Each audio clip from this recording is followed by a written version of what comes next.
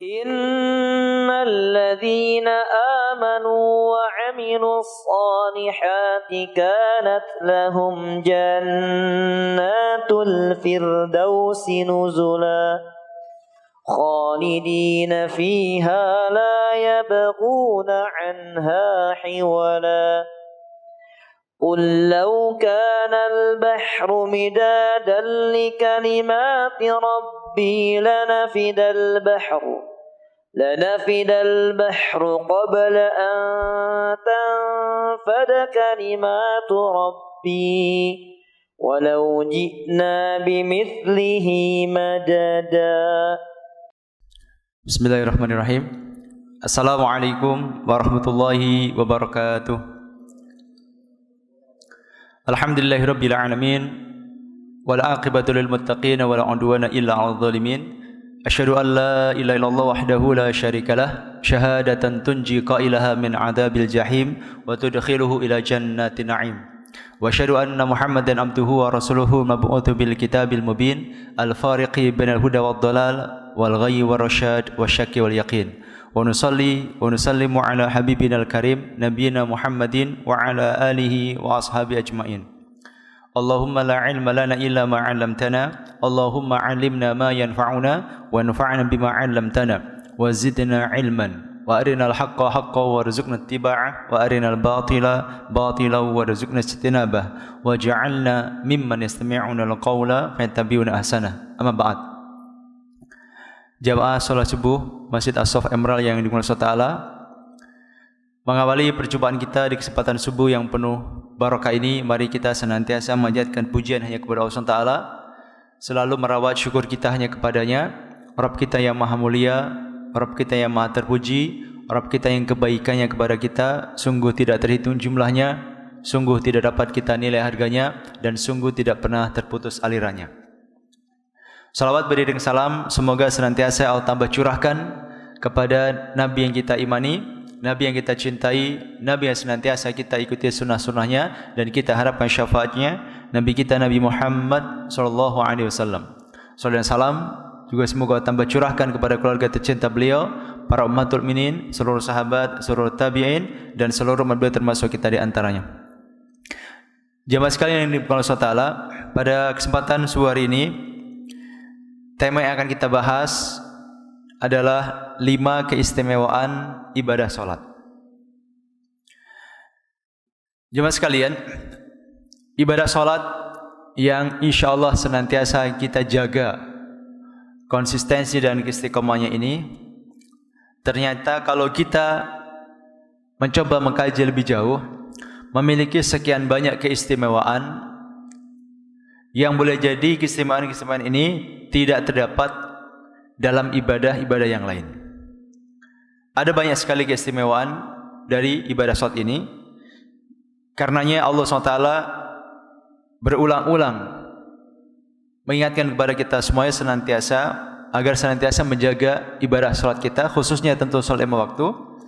Di antaranya adalah Allah Subhanahu wa taala berpesan kepada kita semuanya dalam surat Al-Baqarah ayat 238. Allah Ta'ala berfirman, ba'da a'udzu billahi minasyaitonir rajim, hafidhu 'ala salawati was salatil wusta wa qumu lillahi qanitin.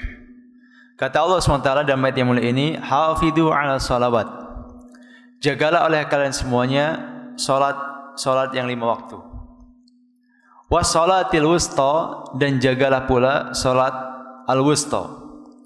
Wa qumu lillahi qanitin, dan berdirilah untuk Allah dalam salatmu, qanitin, dengan penuh kekhusyuan. Surat Al-Baqarah ayat 238.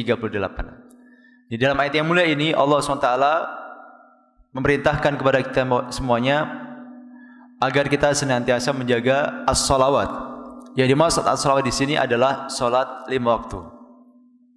Nah, selain Allah menyebutkan as-salawat yang maknanya adalah salat 5 waktu, secara khusus Allah juga menyebutkan agar kita menaruh perhatian yang lebih terhadap as-salatil wusta, salat al-wusta.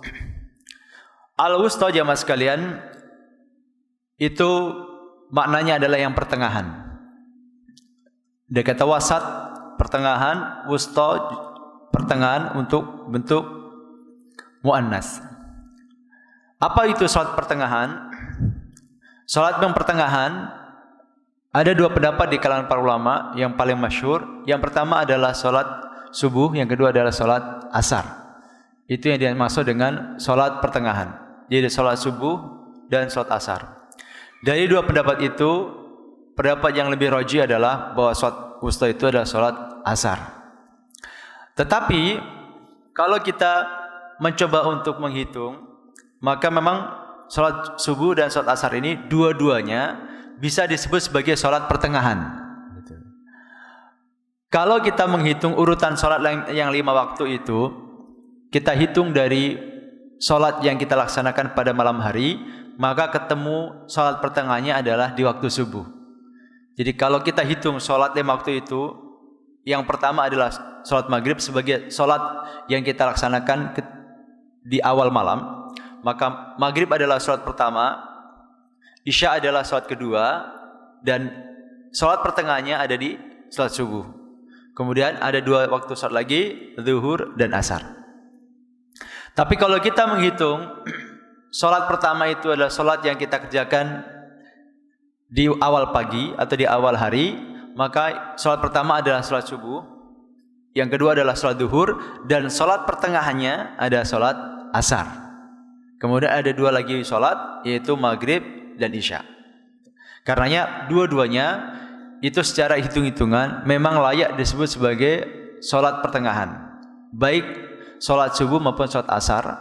Salat subuh itu ketika kita menghitung urutan salat dari salat malam hari, maka ketemunya yang pertengahan adalah salat subuh. Sedangkan salat asar itu kalau kita menghitungnya dari salat yang kita laksanakan di awal hari, yang pertama adalah salat subuh, kemudian yang kedua adalah salat zuhur, maka salat pertengahannya adalah salat asar. Gitu. Nah, selain itu 2 waktu salat ini itu adalah 2 waktu salat yang di situ terjadi pergiliran malaikat Allah Subhanahu wa taala. Jadi malaikat Allah Subhanahu wa taala ini ada yang ditugaskan untuk menjaga kita, dan mereka ini sif-sifan atau aplusan 2 kali. Aplusannya adalah di waktu subuh dan di waktu asar. Malaikat yang tugasnya malam hari, maka dia bertugas dari mulai asar sampai subuh.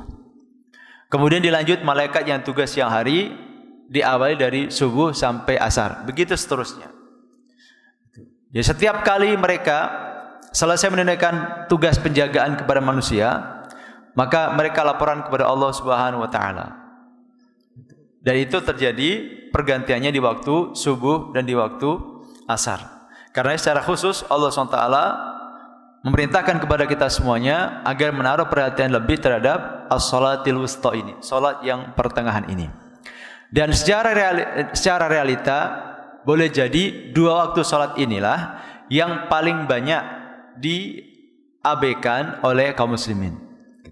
Jadi kalau misalkan dilakukan survei, di antara 5 waktu salat ini mungkin yang paling banyak ditinggalkan oleh kaum muslimin itu adalah salat subuh dan salat asar. Ini perintah Allah SWT, hafidhu ala salawati was salatil wusta wa qumu lillahi qanitin. Jagalah oleh kalian semuanya salat 5 waktu dan salat al-wusta, dan berdirilah karena Allah SWT dalam salatmu dengan penuh kekhusyuan. Itu perintah secara umum. Nah, kemudian salat-salat yang kita kerjakan ini, khususnya salat 5 waktu ini, memiliki sekian banyak keutamaan. Yang pertama adalah salat ini merupakan satu-satunya ibadah yang kelak ada ujian prakteknya di akhirat. Tidak ada satupun ibadah, jemaah sekalian, yang nanti kita akan diuji praktek kecuali ibadah salat ini. Hal ini sebagaimana Allah isyaratkan dalam firman-Nya yang mulia dalam surat Al-Qalam ayat 42 dan 43. Allah Ta'ala berfirman, "Yauma yukshafu an saq wa yud'auna ila sujudi fala yastati'un. Khashi'atan absaruhum tarhaqum dhillah wa qad kanu yud'auna ila sujudi wa hum salimun." Yauma yukshafu an saq, pada hari betis disingkapkan, wa yud'auna ila sujudi, fala yastati'un. Dan mereka dipanggil untuk bersujud, fala yastati'un, maka mereka tidak dapat melakukannya. Ayat ini jemaah sekalian disampaikan oleh Allah Subhanahu wa taala terkait dengan salah satu peristiwa yang akan kita alami ketika di padang mahsyar. Peristiwa ini terjadi setelah Allah Subhanahu wa taala menggiring orang-orang kafir dan orang-orang musyrik masuk ke dalam neraka bersama dengan tuhan-tuhan yang mereka pertuhankan ketika di dunia. Jadi sebagaimana kita ketahui bahwa ketika di padang mahsyar nanti orang-orang itu berkumpul dan ada ketua atau pemimpinnya. Orang kafir, ketua atau pemimpinnya itu adalah Tuhan yang mereka pertuhankan. Jadi kalau yang dulunya menyembah Fir'aun, maka ketuanya adalah Fir'aun. Kalau dulunya penyembah Namrud, maka ketua rombongannya adalah Namrud. Begitu seterusnya. Lalu mereka ini bersama dengan ketuanya digiring oleh Allah SWT masuk ke dalam neraka. Sebagaimana Allah firmankan dalam surat Az-Zumar, wasiqal ladzina kafaru ila jahannam zumara. Dan digiringlah orang-orang kafir itu ke dalam neraka jahanam zumara, berombong-rombongan. Jadi bergerombol, berkelompok-kelompok. Mereka digiring masuk ke dalam neraka, diketuai atau dipimpin oleh tuhan-tuhan yang mereka pertuhankan ketika di dunia. Jadi semua tuhan-tuhan yang dipertuhankan ketika di dunia itu akan dimasukkan ke dalam neraka oleh Allah SWT bersama penyembahnya. Tentu dikecualikan dalam hal ini adalah Nabi Isa alaihissalam. Karena Nabi Isa alaihissalam meskipun beliau juga termasuk yang dituhankan di dunia, tetapi beliau tidak pernah menyuruh untuk menuhankan dirinya, yang pertama. Yang kedua, beliau pun tidak rela dipertuhankan. Maka beliau, Nabi Isa alaihissalam, tidak masuk dalam kategori yang akan digiring masuk neraka bersama para penyembahnya. Bahkan Nabi Isa alaihissalam nanti ketika di akhirat itu akan dikonfirmasi langsung oleh Allah SWT, apakah beliau yang nyuruh orang-orang itu nyembah dirinya. Allah akan panggil Nabi Isa secara khusus dan diinterogasi, kalau bahasa kitanya, ditanya oleh Allah SWT, wahai Isa, a anta qulta lin-nasi ittakhiduni wa ummi ilahaini min dunillah. Allah Ta'ala bertanya kepada Nabi Isa, wahai Isa, apakah kamu yang mengatakan kepada orang-orang, jadikanlah aku dan ibuku dua Tuhan selain Allah SWT? Kamu yang bilang begitu kepada orang-orang, wahai Isa. Tanya Allah SWT, a anta qulta lin-nasi ittakhiduni wa ummi ilahaini min dunillah. Wahai Isa, apakah kamu yang nyuruh orang-orang itu untuk menjadikan kamu dan ibumu sebagai Tuhan? Kamu kan yang ngomong kayak gitu? Tanya Allah SWT kepada Nabi Isa alaihissalam. Tentu Allah tahu tanpa harus bertanya, tapi sengaja Allah hadirkan dialog itu. Apa jawaban Nabi Isa ketika dikonfirmasi oleh Allah SWT tentang alasan kenapa banyak orang yang menyembah dirinya? Kata Nabi Isa alaihissalam, subhanak ma yakununi an aqula ma laysa li bihaq. Maha suci Engkau ya Allah, tidak layak bagiku untuk menyampaikan sesuatu yang bukan hakku.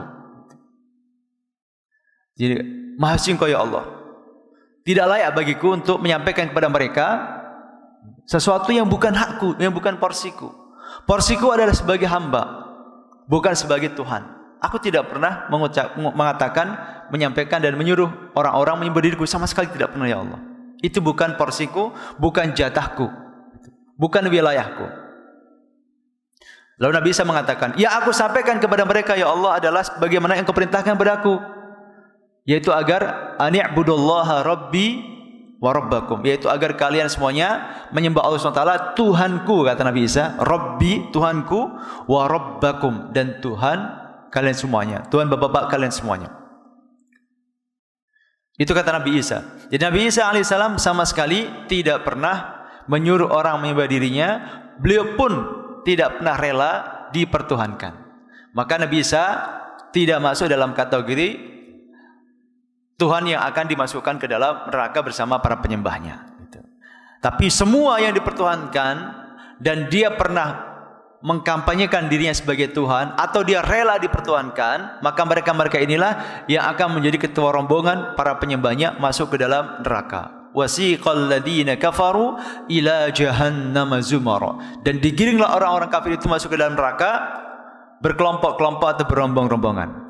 Nah, setelah semua orang kafir dan orang musyrik semuanya dimasukkan ke dalam neraka oleh Allah SWT, tersisalah di padang mahsyar itu orang-orang mukmin dan orang-orang munafik. Saat itulah ketika di padang mahsyar itu tinggal tersisa orang mukmin dan orang munafik, Allah Subhanahu wa taala akan menguji keimanan mereka ini. Siapa yang betul-betul beriman dan siapa yang imannya ini pura-pura. Bagaimana ujiannya? Ujiannya disampaikan dalam ayat yang mulia ini, wa yud'auna ila sujudi fala yastati'un. Dan mereka dipanggil, diperintahkan, diseru untuk sujud di hadapan Allah SWT. Fala yastati'un. Dan banyak di antara mereka yang tidak bisa sujud. Siapa mereka-mereka ini tidak bisa sujud? Padahal sujud ini kan gerakan yang gampang sekali. Kata para ulama, yang tidak bisa sujud adalah mereka-mereka yang dulunya ketika di dunia salatnya itu motivasinya riyaan wa sum'atan. Itu orang-orang yang dulunya selama di dunia itu salatnya bukan karena Allah SWT, tapi salatnya karena riya dan sum'ah, atau bahasa kita salatnya karena pencitraan. Jadi yang salatnya tidak karena Allah SWT gitu, yang pura-pura gitu. Maka ketika diuji Allah Ta'ala, ayo lakukan sujud, mereka tidak bisa. Wa yud'auna ila sujudi fala yastati'un. Dan mereka dipanggil untuk sujud di hadapan Allah Taala, fala yastati'un, dan banyak di antara mereka yang tidak bisa melakukannya. Yang mukmin bisa sujud. Tapi banyak yang ketika mau sujud kejengkang. Kenapa? Karena Allah SWT jadikan punggung orang-orang yang dulu salatnya pura-pura itu tidak ada ruas-ruasnya, sehingga tidak bisa ditekuk. Maka mereka tidak bisa sujud. Maka saat itulah mereka kemudian khashi'atan absaruhum tarhaqu dhillah wa qad kanu yud'auna ila sujudi wa hum salimun. Khashi'atan absaruhum, mereka pun tertunduk pandangannya ke bawah, menunduk ke bawah. Tarhaqu dhillah, mereka diliputi oleh perasaan malu, perasaan hina yang luar biasa. Mereka malu karena akhirnya kebohongannya selama ini, kepura-puraannya selama ini, kemunafikannya selama ini dibongkar oleh Allah Subhanahu wa taala, disaksikan oleh orang-orang mukmin yang ada di sekitarnya. Yang boleh jadi orang mukmin itu adalah tetangganya, mungkin adalah anak buahnya atau atasannya atau teman sekolahnya, dibongkar. Akhirnya mereka ketahuan selama ini ketika di dunia itu Islamnya, imannya pura-pura. Khashi'atan absaruhum tarhaqum dhillah. Wa qad kanu yud'auna ila sujudi wa hum salimun. Dan sesungguhnya mereka dahulu di dunia diseru atau diperintahkan untuk sujud, dan mereka dalam keadaan sejahtera, tapi mereka tidak melakukannya. Jadi ketika di dunia suruh salat, mereka tidak salat. Ataupun kalau salat, salatnya kadang-kadang. Maka orang yang seperti ini itu ketika nanti di padang mahsyar diperintahkan untuk sujud sebagai bagian dari inti gerakan salat, mereka tidak bisa. Ini keistimewaan pertama dari ibadah salat. Satu-satunya ibadah yang nanti kita diuji praktek di padang mahsyar. Yang bisa melaksanakan salat atau bisa melaksanakan sujud hanya mereka yang salatnya selama ini memang ikhlas karena Allah SWT, berasal dari panggilan iman dan takwanya kepada Allah Azza wa Jalla. Nah, dengan demikian jamaah sekalian, maka semenjak orang itu meninggal dunia sampai nanti ketemu Allah Subhanahu wa taala, itu orang akan mengalami dua kali ujian. Kalau boleh diistilahkan, yang pertama adalah ujian teori, yang kedua adalah ujian praktek. Ujian teori ini terjadi ketika orang baru saja dikubur. Ketika orang baru saja dikubur, lalu satu persatu yang mengantar jenazahnya pulang, tetangganya pulang, teman kantornya pulang, teman sekolahnya pulang, kemudian juga keluarganya juga satu persatu pulang. Saat itulah kemudian orang yang baru saja dikubur ini didatangi dua malaikat Allah Subhanahu wa taala. Ditanya, diuji, ujiannya teori, menyangkut materi dasar-dasar keimanan atau dasar-dasar akidah. Orang itu akan ditanya, baik dia mukmin maupun kafir, ditanya oleh malaikat Munkar dan Nakir. Man rabbuka? Siapa Tuhan? Ma dinuka? Apa agamamu? Mani rajul ladzi bu'itsa fikum? Siapa laki-laki yang dulu pernah diutus untuk kalian? Jika dia orang mukmin yang bertakwa, dimudahkan oleh Allah SWT untuk menjawab pertanyaan tersebut. Dimudahkan, dia bisa jawab. Setelah dia bisa menjawab, kemudian dibukakanlah untuk orang mukmin ini pintu neraka. Dibukakan pintu neraka lebar-lebar, maka dia pun menyaksikan gambaran atau kondisi neraka. Kobaran apinya, suara gembletak-gembletaknya, ragam siksanya, gitu. Dan sekian banyak perangkat siksaan yang ada di neraka. Dia melihat kengerian siksaan di neraka. Lalu disampaikan kepada orang mukmin yang bertakwa ini, itulah tempatmu seandainya kamu tidak beriman. Jadi kalau kamu tidak beriman, itu tempatmu kayak gitu, kata malaikat. Kemudian pintu neraka itu ditutup rapat-rapat dan tidak akan dibukakan untuk orang mukmin yang bertakwa ini selama-lamanya. Kemudian ganti dibukakan pintu surga. Dibukakan pintu surga lebar-lebar. Maka orang mukmin akan melihat surga yang begitu mewah, yang fasilitasnya begitu canggih, juga menyaksikan ragam hidangannya yang sangat menggiurkan dan kemewahan-kemewahan yang lain yang dia saksikan dari surga itu. Lalu disampaikan kepada orang mukmin bertakwa itu, itulah tempatmu ketika kiamat tiba nanti. Maka orang mukmin kemudian begitu tahu dia akan dimasukkan surga yang mewah seperti itu, dia berdoa kepada Allah SWT, Ya Rabbi aqimis sa'ah, Ya Rabbi aqimis sa'ah, Ya Rabbi aqimis sa'ah. Wahai Rabbku, wahai Tuhanku, segerakan kiamat. Wahai Tuhanku, segerakan kiamat. Wahai Tuhanku, segerakan kiamat. Dia sudah tidak sabar untuk ingin segera menikmati surga yang telah dia lihat bagaimana gambaran kondisinya. Itu kalau orang mukmin bertakwa. Di sisi lain ada kondisi orang yang sebaliknya, yaitu orang kafir. Orang kafir ketika ditanya malaikat Munkar Nakir, siapa Tuhanmu? Gak bisa jawab. Apa agamamu? Gak bisa jawab. Mari rajuladi bithafikum, siapa laki-laki yang pernah diutus untuk kalian? Gak bisa jawab. Maka dia kemudian disiksa oleh malaikat Munkar Nakir. Kemudian dibukakanlah untuk orang ini pintu surga.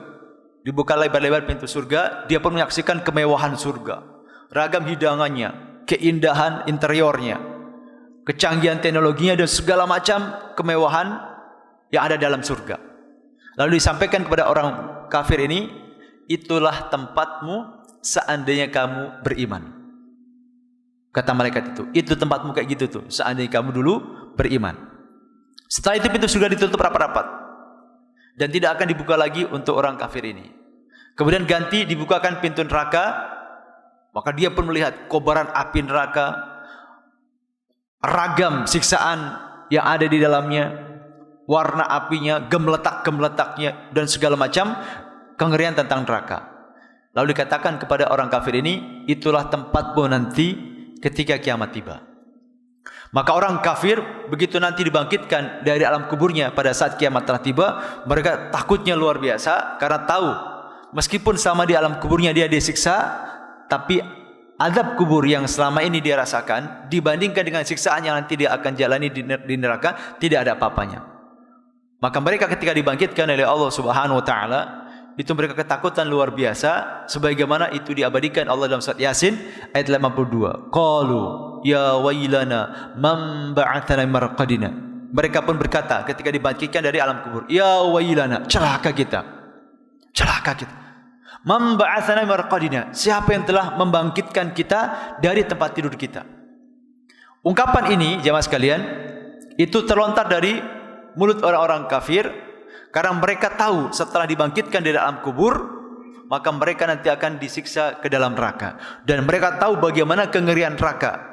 Maka meskipun sama ini disiksa di alam kuburnya, bagi mereka siksaan alam kubur itu dibandingkan siksaan neraka itu tidak ada apa-apanya. Maka mereka membandingkan itu seperti orang baru dibangunkan dari tidurnya. Nah, jadi ada dua kali ujian yang akan dialami oleh orang setelah meninggal dunia. Yang pertama adalah ujian teori dan yang kedua adalah ujian praktek. Ujian teori tadi ketika di alam kubur ditanya oleh malaikat Munkar dan Nakir. Jika orang mukmin bertakwa, dia dimudahkan untuk menjawabnya. Jika dia orang kafir, tidak bisa. Yang ketiga adalah orang yang mukmin tapi ahli maksiat. Dia mukmin, bukan kafir, tapi ahli maksiat. Nah, orang seperti ini itu kesulitan ketika menjawab pertanyaan malaikat Munkar Nakir yang sebenarnya pertanyaannya gampang sekali.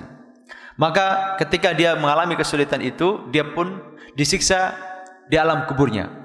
Namun siksaan ini bisa bersifat sementara, bisa juga sampai kiamat tiba, tergantung kepada banyak sedikitnya dosanya dan tergantung kepada kebijakan Allah SWT yang maha bijaksana. Makanya kita dianjurkan oleh Nabi SAW agar memperbanyak doa kepada orang-orang yang telah meninggal dunia, karena boleh jadi ada di antara mereka yang sedang diadab di kuburnya. Nah, dengan didoakan oleh mereka yang masih hidup, khususnya adalah keluarganya, maka dengan itu mudah-mudahan bisa meringankan adab kubur bagi yang diadab di kuburnya. Itu 3 kondisi orang ketika di alam kuburnya. Jadi mengalami ujian teori di alam kubur, kemudian nanti ketika di padang mahsyar mengalami ujian praktek, dan praktek yang akan diujikan di padang mahsyar nanti adalah praktek ibadah salat. Yang biasa salat di dunia dengan ikhlas karena Allah Taala dimudahkan untuk melaksanakan praktek itu, namun yang selama ini tidak salat atau dia salat yang pura-pura, maka dia akan mengalami kesulitan ketika diperintahkan untuk bersujud di hadapan Allah Subhanahu wa taala sebagai bagian dari inti gerakan salat. Nah, kemudian yang kedua jamaah sekalian, di antara keistimewaan ibadah salat adalah bahwa Rasulullah SAW itu mengenali umatnya di padang mahsyar nanti itu dari bekas salatnya. Atau dengan kata lain, Rasulullah mengenali umatnya yang biasa salat. Ini menjadi keistimewaan ibadah salat yang kedua, bahwa Rasul itu akan kenal umatnya yang tidak pernah beliau berjumpa dengannya itu dari ibadah salatnya. Hal ini disampaikan Nabi SAW dalam banyak hadis. Di antaranya disampaikan dalam hadis Abu Hurairah diriwayatkan oleh Imam Tirmidzi dengan derajat hasan sahih. An Abi Hurairah radhiyallahu anhu qala sami'tu Rasulullah SAW yaqul inna ummati ya'tuna yaumal qiyamati ghurran muhajjalina min athari wudu'i faman istata'a minkum an yutila ghurratahu falyaf'al. Muttafaqun alaih wa lafdzu li Muslimin wa fi riwayat Tirmidzi ghurran minas sujudi mahjuluna minal wudu. Jadi dari Abu Hurairah radhiyallahu anhu dia berkata, aku pernah mendengar Rasul bersabda, inna ummati ya'tuna yaumal qiyamah ghurran muhajjalin min athari wudu. Sesungguhnya umatku nanti akan datang pada hari kiamat ghurran muhajjalin, gitu, dengan muka dan tangan yang bercahaya min athari wudu, dari bekas wudunya selama di dunia. Jadi orang yang selama di dunia sering wudu, maka anggota wudunya, khususnya muka, tangan dan kakinya itu akan bercahaya. Gitu. Faman istata'a minkum an yutila ghurratahu falyaf'al. Barang siapa yang dapat memanjangkan cahayanya yang ada di anggota wudunya, falyaf'al, hendaklah dia melakukannya. Jadi Nabi nanti menyampaikan bahwasanya kepada kita semuanya bahwa orang-orang mukmin umat beliau itu nanti akan datang pada hari kiamat dengan wajah dan tangan serta kakinya bercahaya karena wudu mereka. Dalam hadis yang lain secara lebih rinci disampaikan oleh Nabi SAW, ma min ummati min ahadin illa wa ana a'rifuhu yaumal qiyamah. Faqala lahu rajul, wa kaifa ta'rifum ya Rasulullah fi kathratil khalaiq? Qal ara'aita law dakhalta subratan fiha khailun buhmun wa fiha farasun agharru muhajjal ama kunta ta'rifu minha? Qala bala. Qala fa inna ummati yawma idin ghurrun minas sujudi mahjuruna minal wudu. Kata Nabi SAW dalam hadis yang mulai ini, tidak ada seorang pun dari umatku kecuali aku akan mengenalnya pada hari kiamat. Jadi kata Rasul, ma min ahadin min ummati illa wa ana a'rifu. Tidak ada satupun dari umatku kecuali aku akan kenal dia. Gitu. Maka pernyataan Nabi ini mengundang keheranan seorang sahabat. Wa qala rajul, seorang sahabat bertanya kepada Nabi SAW, wa kaifa ta'rifum ya Rasulullah fi kathratil khalaiq? Wahai Rasulullah, bagaimana cara engkau bisa mengenali mereka di tengah sekian banyak orang yang ada di padang mahsyar? Kalau Nabi Muhammad dengan Abu Bakar tentu kenal banget. Dengan Umar tentu kenal bingit. Dengan Utsman, dengan Ali, dengan Khalid bin Walid, dengan Sa'ad bin Abi Waqqas, dengan Abu Sufyan, dengan keluarga beliau, tentu Rasul sangat kenal banget. Tapi dengan kita, gitu, bagaimana Rasul kok bisa mengenali bahwasanya saya dan Bapak Ibu sekalian, gitu, yang tinggal jauh dari kediaman Rasul ketika itu dan bahkan tidak pernah bersua sekalipun, kok bisa Rasul kenal kita ini adalah umat beliau? Itu yang menjadi keheranan dari seorang sahabat ketika Nabi mengatakan ma min ahadin min ummati illa wa ana arifu. Tidak ada satupun umatku kecuali aku akan mengenali dia. Maka sahabat heran, loh, bagaimana caranya kok bisa kenal? Enggak pernah ketemu. Maka Nabi pun ketika ditanya seperti itu menjawab, membuat sebuah tamsil atau perumpamaan. Kata Nabi kepada yang nanya, bagaimana pendapatmu jika engkau masuk ke dalam sebuah subroh? Bukan sirat ini, subroh maksudnya. Subroh itu semacam kandang kuda. Bagaimana pendapatmu jika kamu masuk ke dalam kandang kuda? Di dalamnya terdapat kumpulan kuda berwarna hitam, dan di tengah kawanan kuda tersebut terdapat seekor kuda yang memiliki ghurrah, warna putih di mukanya, dan muhajjal, dan juga warna putih di kakinya. Bukankah kamu dapat mengenalinya? Sahabat itu pun menjawab, ya Rasulullah. Lalu beliau mengatakan, sungguh umatku pada hari itu mempunyai wajah yang putih karena sujud, serta anggota wudu yang putih karena wudu. Jadi ketika ditanya, ya Rasulullah, bagaimana cara engkau kok bisa mengenali itu adalah umatmu, padahal kamu tidak pernah berjumpa dengan mereka? Maka Rasul kemudian membuat sebuah ilustrasi. Kalau misalkan kamu masuk ke kandang kuda, dan di dalam kandang kuda itu terdapat ribuan kuda. Orang Arab itu kan kalau punya ternak, itu kan bukan hanya hitungan 1, 2 atau belasan. Bisa mereka kalau ternak itu bisa punya ratusan atau ribuan. Nah, kalau kamu misalkan masuk ke kandang kuda, nah dalam kandang kuda itu semua kudanya warna hitam semuanya. Semuanya warna hitam. Nah, di tengah kuda yang warna hitam itu ada satu kuda, katakanlah itu kudamu. Yang kudamu itu punya ciri muka dan keempat kakinya itu berwarna putih. Bisa enggak kamu membedakan atau mengenali mana kudamu? Tanya Rasul. Maka sahabat ini pun menjawab dengan mantap, bala ya Rasulullah, tentu ya Rasulullah, aku dengan mudah akan mengenalinya karena kudaku punya ciri khusus. Kata sahabat ini. Maka Rasul boleh menjelaskan bahwasanya umatku nanti akan datang pada hari kiamat itu juga dengan ciri khusus. Apa ciri khususnya? Mukanya bercahaya, ghurran minas sujud. Mukanya bercahaya sebagai akibat dari sujudnya ketika di dunia. Dan mahjuluna minal wudu. Tangan dan kakinya juga bercahaya sebagai bekas dari wudunya mereka ketika di dunia. Nah, jadi dengan cara itu ternyata Nabi kita akan mengenali satu persatu kita sebagai umatnya yang tidak pernah berjumpa sama sekali. Dengan wudu yang selalu kita lakukan setiap kali kita akan sholat, dan dengan sujud yang kita lakukan. Dengan cara itu Allah akan berikan tanda khusus bagi kita umat Rasul Shallallahu Alaihi Wasallam.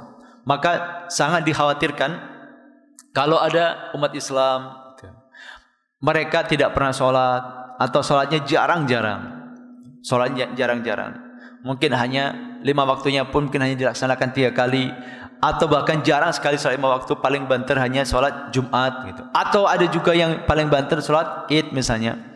Dikhawatirkan kaum muslimin yang jarang sekali wudu dan jarang sekali sholat ini, ketika dikumpulkan di padang mahsyar itu wajahnya tidak bercahaya, tangannya tidak bercahaya, kakinya tidak bercahaya, sehingga Nabi pun tidak kenal. Ketika dia mendekati Nabi, ya Rasulullah, ini aku umatmu. Siapa lu? Apa tandanya? Gak dikenali. Maka supaya kita tidak repot-repot memperkenalkan diri ke Rasul, caranya sudah diajarkan Rasul. Sholat. Kita jaga sholat kita. Yang otomatis ketika kita sholat, berarti kita juga rutin menjaga wudhu kita. Ini yang kedua. Jadi sholat adalah ibadah yang akan menghasilkan tanda pengenal bagi kita. Sehingga dengan tanda pengenal itu Rasul SAW akan kenal bahwa saya dan Bapak sekalian adalah umat Rasul SAW. Yang ketiga jamaah sekalian, salat ini adalah ibadah yang mengandung makna penghambaan paling tinggi. Jadi semua ibadah sesungguhnya adalah wujud penghambaan kita kepada Allah SWT. Kita baca Quran itu bentuk penghambaan kita kepada Allah. Karena Allah perintahkan kita baca Quran, kita baca Quran. Kita berzikir, kita puasa. Itu juga adalah wujud penghambaan kita kepada Allah SWT. Melaksanakan haji dan umrah, berbakti kepada orang tua, bersedekah, berwakaf. Semua ibadah yang kita lakukan sesungguhnya adalah bentuk pengabdian kita kepada Allah SWT. Bentuk penghambaan kita kepada Allah SWT. Bukti kita menuhankan Allah. Tapi solat ini adalah ibadah yang makna penghambaannya kepada Allah SWT itu paling tinggi sekali. Paling tinggi sekali.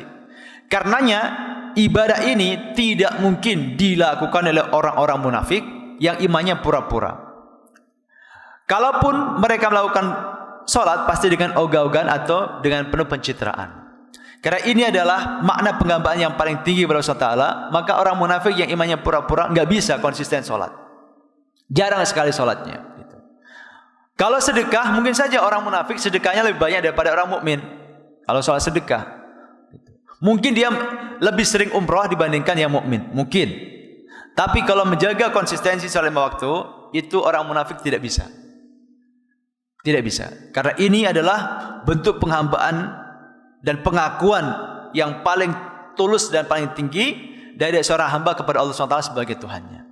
Maka Allah SWT jelaskan dalam surat An-Nisa ayat 142. Innal munafiqina yukhadi'una Allah wa huwa khadi'uhum. Wa idza qamu ila salati qamu kusala yura'una an-nasa wa la yadhkuruna Allah illa qalila. Kata Allah SWT dalam ayat mulia ini, innal munafiqina yukhadi'una Allah. Sesungguhnya orang-orang munafik hendak menipu Allah. Orang-orang munafik berusaha menipu Allah SWT.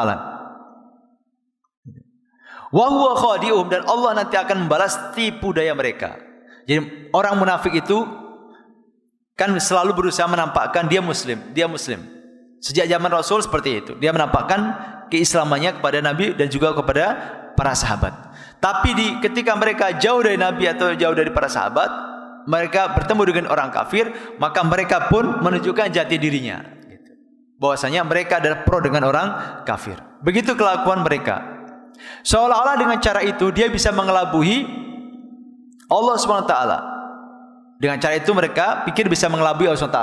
Kalau mengelabui orang mukmin, mungkin orang mukmin menganggap mereka mukmin, gitu. Dan memang kita orang mukmin diperintahkan menghukumi orang, menilai orang itu berdasarkan lahiriahnya. Tidak boleh kita menghukumi isi hatinya. Tapi Allah SWT, Zat yang maha mengetahui yang nampak dan yang tersembunyi, yang mengetahui isi hati setiap hamba, tidak mungkin dikelabui oleh orang-orang munafik ini. Maka Allah Ta'ala sampaikan, wa huwa khadi'uhum, dan Allah akan balas tipu daya mereka. Kemudian Allah jelaskan salah satu sifat orang munafik, wa idza qamu ila sholati qamu kusala, dan ketika mereka hendak mendirikan salat, qamu kusala, mereka mendirikannya itu dengan penuh kemalasan, berat rasanya, berat sekali, ogah-ogahan, malas, berat gitu. Karena memang bukan berasal dari iman, berat sekali mereka. Maka dari ayat ini itu sebagian ulama mengatakan, ketika adzan sudah berkumandang, itu hendaknya setiap mukmin bergegas untuk meniup panggilan adzan itu. Karena Allah menjelaskan orang munafik itu salah satu sifatnya adalah malas-malasan kalau ada panggilan sholat. Itu satu. Yang kedua, kalau sudah di masjid lalu qomat, itu diperintahkan agar yang sudah di masjid itu bergegas untuk berdiri. Jangan sampai lelet. Udah qomat tapi masih lelet, masih entar-entar. Kenapa? Khawatirnya kita menyerupai sifat orang munafik yang disebutkan dalam ayat yang mulia ini, wa idza qamu ila sholati qamu kusala, dan jika mereka mendirikan salat, mereka mendirikannya dengan penuh kemalasan. Selain itu, yura'unan nas, mereka itu ria kepada manusia dalam salatnya, tidak ikhlas karena Allah Taala.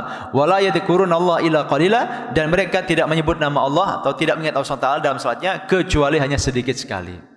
Nah, jadi orang munafik dalam ayat ini telah dinaskan oleh Allah Ta'ala, mereka itu akan penuh dengan kemalasan untuk sholat. Tidak bisa menjaga konsistensi sholat. Karena sholat ini mengandung nilai penghambaan paling tulus dan paling tinggi kepada Allah Subhanahu Wa Ta'ala. Nah, di dalam sholat ini ada dua gerakan gitu, yang tidak boleh kita lakukan kepada selain Allah Ta'ala. Yang pertama adalah ruku, dan yang kedua adalah sujud. Khususnya sujud. Sujud ini para ulama sepakat bahwasanya tidak boleh ada seorang hamba yang sujud kepada selain Allah Subhanahu wa taala untuk tujuan apapun. Tidak boleh seorang anak sujud kepada orang tuanya. Tidak boleh seorang bawahan sujud kepada atasan. Guru kepada murid, atau istri kepada suami, tidak boleh. Hal ini sebagaimana disampaikan Nabi SAW dalam sebuah hadis dari Abdullah bin Abi Aufa. Ia berkata, ketika Mu'adz bin Jabal tiba dari Syam ke Madinah, maka ia langsung sujud kepada Nabi SAW. Lalu Rasul SAW berkata, apa ini ya Mu'adz? Tanya Rasul kepada Mu'adz bin Jabal. Jadi hadis ini berisi tentang larangan seorang itu sujud kepada orang lain itu bercerita bahwa suatu ketika Mu'adz bin Jabal baru saja pulang dari Syam. Begitu sampai di Madinah, itu ketika Mu'adz bin Jabal berjumpa Rasul, tiba-tiba Mu'adz bin Jabal itu sujud di hadapan Rasul. Maka Rasul pun terperanjat, kaget. Apa-apaan ini wahai Mu'adz? Kenapa kamu sujud di hadapan engkau? Kira-kira begitu Rasul mengkonfirmasi tindakan Mu'adz bin Jabal. Apa jawaban Mu'adz bin Jabal? Kata Mu'adz bin Jabal, "Ya Rasulullah, ataitu Syam, fawafaqtuhum yasjuduna li asaqifatihim wa batariqatihim. Fawadittu fi nafsi an naf'ala dzalika bika." Kata Mu'adz bin Jabal, "Ya Rasulullah, aku baru saja pulang dari Syam." Jadi aku baru saja pulang dari Syam, ya Rasulullah. Ternyata di sana orang-orang Nasrani itu biasa sujud kepada para pendeta mereka. Jadi orang-orang Nasrani itu ternyata di Syam itu biasa sujud kepada pendeta, ya Rasulullah, kepada para uskup mereka sebagai bentuk penghormatan mereka kepada para uskup atau para pendeta ini. Fawaditu fi nafsi an naf'ala dzalika bika, maka terbersih dalam pikiranku ya Rasulullah untuk melakukan itu kepada engkau. Jadi ini aku melakukannya karena terinspirasi oleh orang Nasrani yang mereka itu biasa sujud kepada pendeta dan uskup mereka. Saya pikir keren ya Rasulullah. Nah, engkau lebih layak untuk mendapatkan perlakuan itu. Maka aku sujud di hadapanmu. Kata Mu'adz bin Jabal mengklarifikasi tindakannya. Apa jawaban Nabi dan tanggapan Nabi SAW? Beliau mengatakan, "Fala taf'alu." Jangan kalian lakukan. Memang Rasul mengatakan dalam bentuk jamak, jangan kalian lakukan. Karena boleh jadi ketika itu ada sahabat yang lain.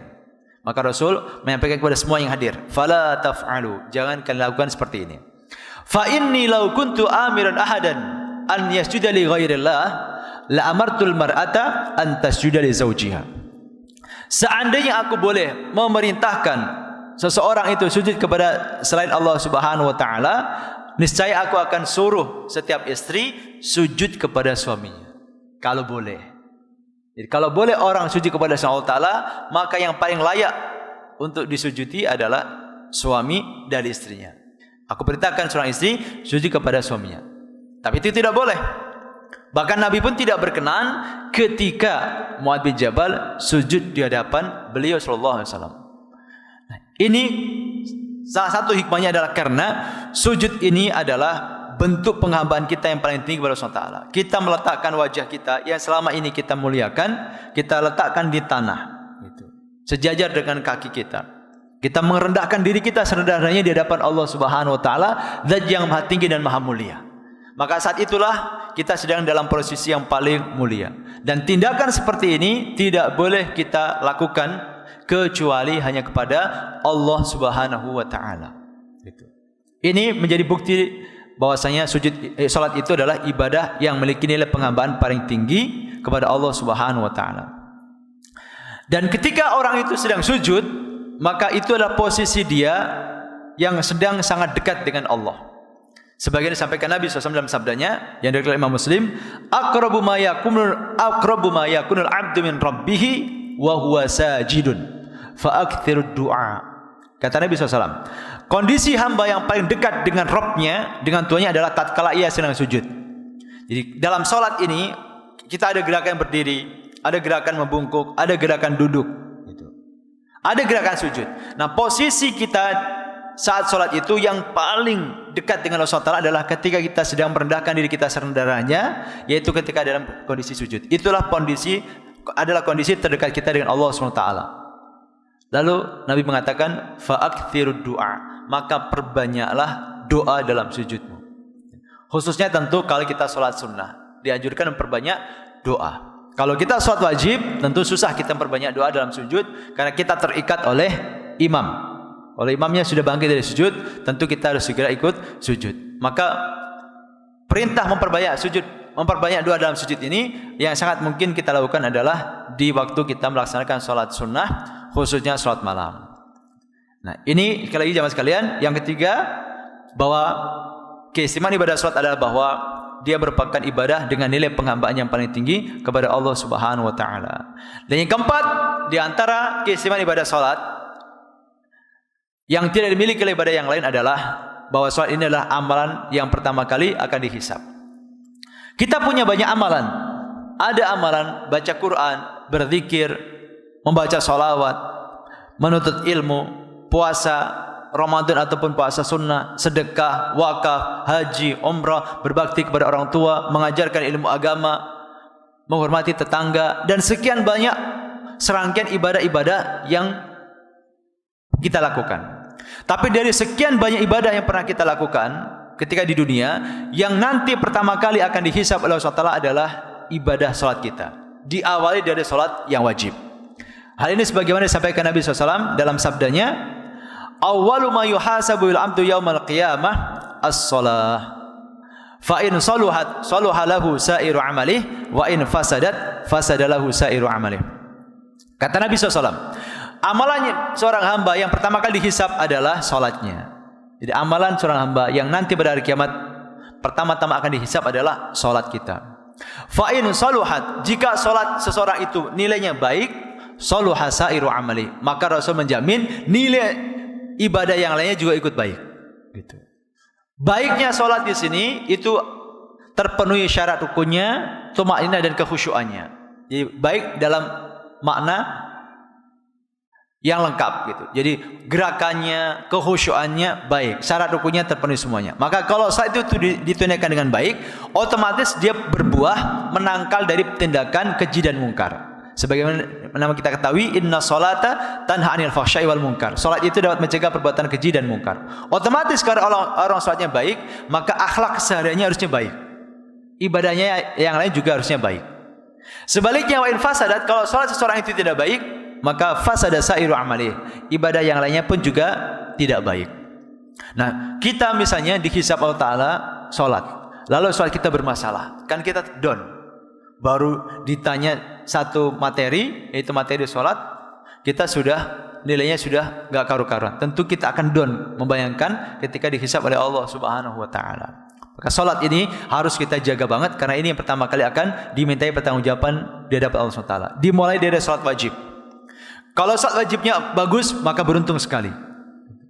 Sejak balik, apakah kita pernah meninggalkan salat 5 waktu ataukah tidak? Gitu.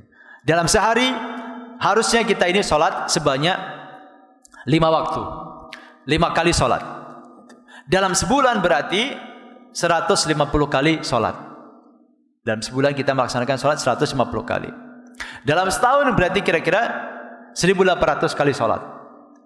Nah, kalau kita 10 tahun berarti 18.000 salat. Begitu seterusnya sesuai dengan umur kita. Apakah nilainya sama? Jumlah salat yang kita kerjakan dengan jumlah umur kita. Nanti akan dihitung oleh Allah SWT. Oh, ternyata banyak bolongnya. Dia baru salat setelah pensiun misalnya. Selama ini dia tidak salat. Maka kemudian Allah SWT setelah selesai menghisab salat wajibnya, kemudian ganti menghisab salat-salat sunnahnya. Punyakah dia amalan salat rawatib, qabliyah, ba'diyah, salat duha, salat tahajud, tahiyatul masjid, salat sunnah wudu dan seterusnya? Ada atau tidak? Salat gerhana, salat Id ada atau tidak? Gitu. Maka kalau misalkan dia punya catatan salat-salat sunnah, maka salat-salat sunnah ini akan menambah kekurangan dalam salat wajibnya. Tentu yang ditambal ini bukan orang enggak salat wajib lalu ditambal dengan salat sunnah, bukan. Tidak bisa orang tidak salat subuh lalu diganti dengan salat duha, tidak bisa. Tapi maksudnya menambal ini adalah kalau salatnya itu mungkin kurang khusyuk, kurang tumakninah, nilainya kurang sempurna, bisa ditambah dengan salat sunnah. Tapi kalau orang tidak salat wajib, tidak bisa diganti dengan salat sunnah. Intinya adalah salat ini pertama kali dihisab, dimulai dari salat wajib, kemudian turun ke salat sunnah. Demikian pula ibadah yang lain. Puasa, yang pertama kali dihisab Ramadan. Selama ini dikasih umur berapa tahun? Sejak balik sampai meninggal 40 tahun. Berarti Ramadannya harus 40 kali. Apakah pas hitungannya? Setiap tahun dia puasa? Oh iya, tapi ternyata pernah beberapa tahun ada bolongnya. Berarti bermasalah dalam hal puasa wajibnya. Itu puasa. Nanti turun ke puasa sunnah. Adakah dia punya catatan puasa Senin Kamis, Ayyamul Bid, puasa Asyura, puasa Daud dan lain sebagainya? Dilihat. Kalau ada beruntung sekali. Itu salat yang pertama kali dihisab oleh Allah. Kemudian yang terakhir, yang kelima jamaah sekalian, di antara keistimewaan ibadah salat adalah bahwa orang yang banyak salat akan dekat dengan Rasulullah SAW ketika di surga. Orang yang banyak salat itu akan menempati surga yang mendekati surga Nabi. Tentu kalau sama tidak mungkin. Kita tahu dirilah gitu. Tapi kalau kita memperbanyak sholat sunnah khususnya, itu kita punya peluang surganya itu ditinggikan sehingga mendekati posisi surga Nabi SAW. Gitu. Hal ini sebagaimana disampaikan Nabi ketika merespon keinginan seorang sahabat yang bernama Rabi'ah bin Ka'ab al-Aslami. Dalam hadis riwayat Muslim disampaikan, an Rabi'ah bin Ka'ab bin al-Aslami radhiyallahu anhu qala kuntu abitu ma'a Rasulullah sallallahu alaihi wasallam fa ataitu bi wadhihi wa hajatihi. Jadi dari Rabi'ah bin Ka'ab al-Aslami, semoga Allah meridai beliau, dia berkata, aku pernah bermalam bersama Rasulullah SAW. Jadi Rabi'ah bercerita pengalamannya, ini nama laki-laki. Jadi Rabi'ah pernah bercerita pengalamannya ketika bersama Nabi. Suatu malam beliau pernah bermalam bersama Rasul, nginap bersama Rasul. Kemudian tengah malam beliau bangun, kemudian fa'ataituhu bi wadhihi wa hajati. Lalu aku siapkan untuk Nabi air wudu dan keperluannya untuk salat malam. Faqala li, maka di tengah keheningan malam itu Rasul berkata kepadaku, sal, mintalah sesuatu kepadaku, kata Rasul. Jadi Rasul menawarkan kepada Rabi'ah, mintalah sesuatu kepadaku, nanti aku akan doakan. Faqultu, setelah aku berpikir cukup panjang, aku mengajukan satu permintaan kepada Nabi SAW. As'aluka murafaqataka fil jannah. Ya Rasulullah, aku minta satu hal saja. Aku ingin dapat menemanimu di surga. Kata Rabi'ah. Qal, Rasul lalu bertanya lagi. Awa ghaira dzalika? Ada permintaan yang lain tidak? Selain itu, awa ghaira dzalika? Ada permintaan yang lain? Rasul menawarkan lagi. Selain itu ada apa lagi? Mungkin hajat dunia, keperluan dunia. Apa jawaban Rabi'ah? Qultu, aku menjawab, huwa dzaka. Enggak ya Rasulullah, itu saja. Udah, saya enggak butuh yang lain. Saya hanya ingin dapat menjadi temanmu di surga. Kata Rabi'ah bin Ka'ab al-Aslami. Qal, lalu Rasul mengatakan atau bersabda, fa'inni ala nafsika bi kathratis sujud. Kalau begitu ya Rabi'ah, tolong bantu aku untuk mewujudkan keinginanmu bi kathratis sujud, dengan cara engkau memperbanyak sujud. Hadis riwayat Imam Muslim.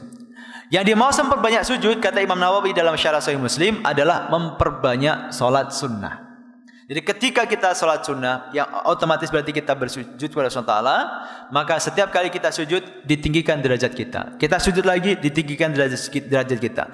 Semakin banyak kita sujud, derajat kita semakin tinggi di akhirat nanti. Karena sebagaimana kita ketahui, orang itu untuk dapat masuk surga itu karena rahmat Allah SWT. Tapi setelah di surga, levelnya itu beda-beda. Apa yang menentukan? Amalnya. Jadi kalau untuk bisa masuk surga, maka itu semata-mata karena rahmat Allah. Tapi setelah di surga, levelnya kan beda-beda. Surga itu levelnya banyak banget.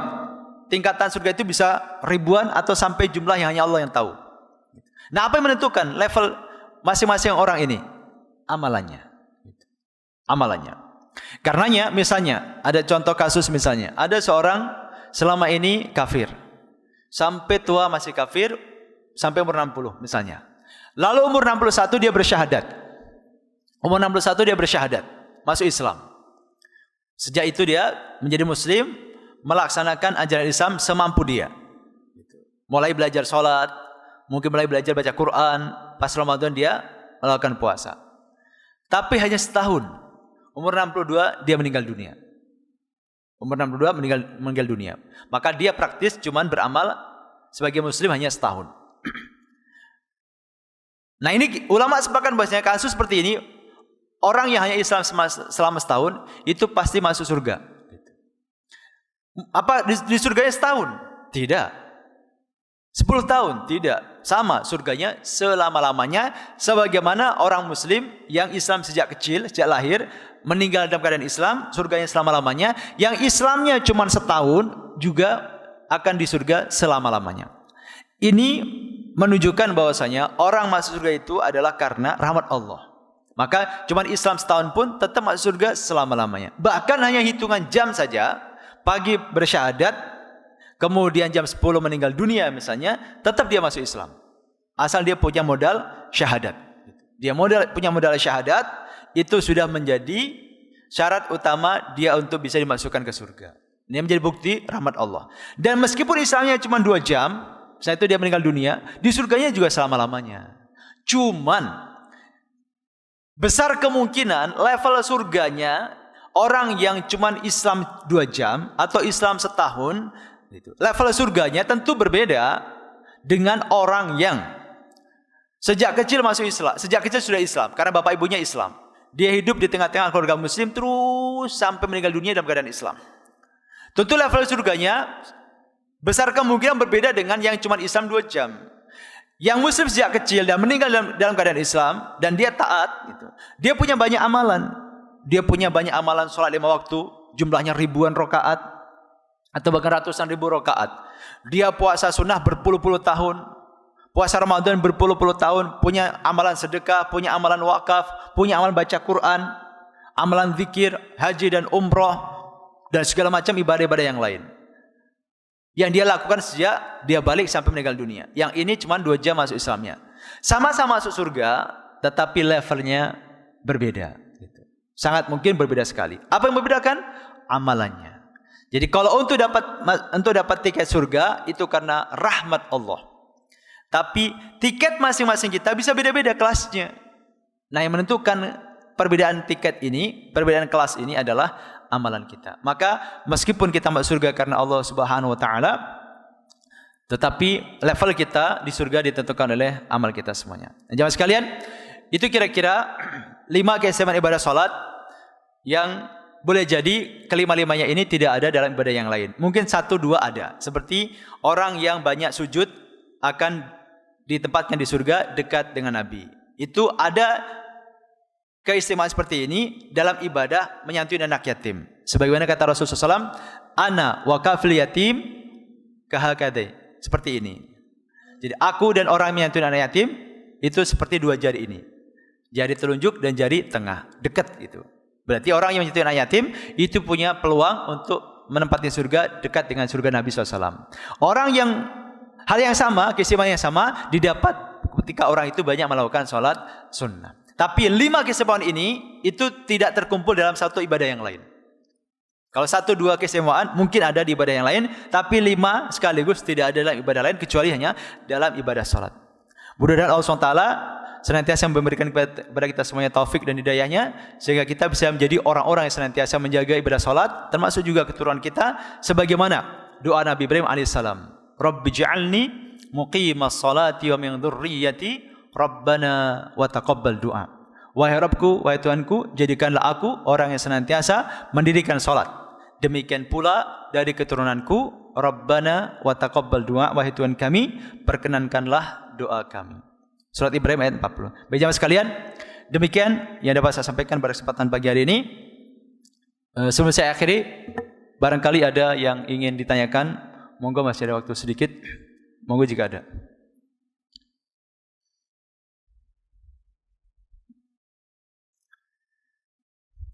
Ada? Baik, kalau tidak ada, kita akhiri pertemuan kita pada kesempatan pagi hari ini. Mari kita tutup kajian kita di subuh ini dengan sama-sama membaca hamdalah dan doa penutup majelis. Alhamdulillahirabbil alamin, subhanaka hamdika asyhadu an la ilaha illa anta astaghfiruka wa atubu ilaik. Assalamualaikum warahmatullahi wabarakatuh. Qul innama بشر مثلكم يوحى إلي أنما إلهكم إله واحد